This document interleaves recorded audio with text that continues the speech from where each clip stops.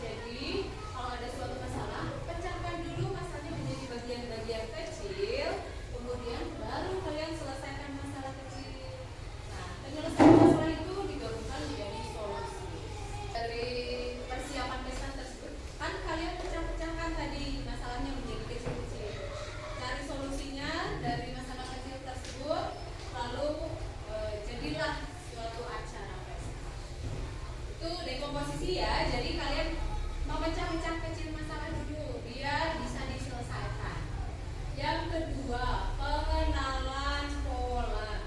Pengenalan pola itu kalian nanti akan mengenal polanya.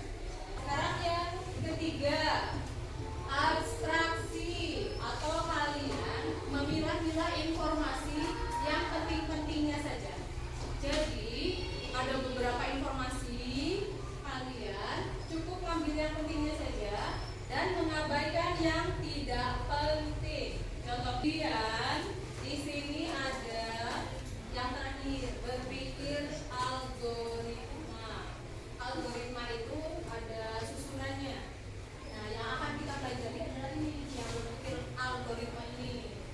Di mana kalian ada langkah-langkah atau instruksi yang harus disusun sehingga menjadi urutan atau susunan yang sesuai dengan keinginan kita. Nah, itu sebagai pemecahan masalah juga. Sampai di sini ada yang mau bertanya dulu? Tidak. Saya kemudian oke, di sini ada sebuah langkah membuat selai kacang stroberi. Lihat urutannya. Menurut amati dulu deh. Coba lihat sekilas. Apakah seperti itu urutannya? Yakin urutannya seperti itu. Tiba-tiba tempelkan kedua irisan roti menjadi satu. Tapi udah ditempelkan masa dioleskan lagi ya. Terus tengah-tengah siapkan alat dan semua bahan. Nah, menurut kalian ini sudah berurutan atau belum? Belum. Oke, kalau belum, kalian coba tuliskan di buku kalian urutan yang sesuai agar menjadi roti selai kacang stroberi itu seperti apa? Angkanya doang. Sekarang kelompok mana dulu nih yang mau menyebutkan kira-kira jawaban urutan yang baik itu seperti apa ya? Kelompok 3 dulu, 2 dulu, atau 1? 3 dulu, silakan. Urutannya apa?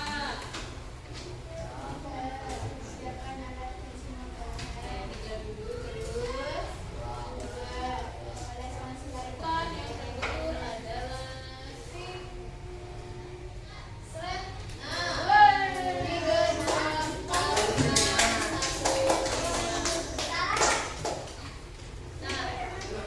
Oke, ini untuk yang pertama kalian sudah bisa mengurutkan pembuatan roti selai kacang stroberi.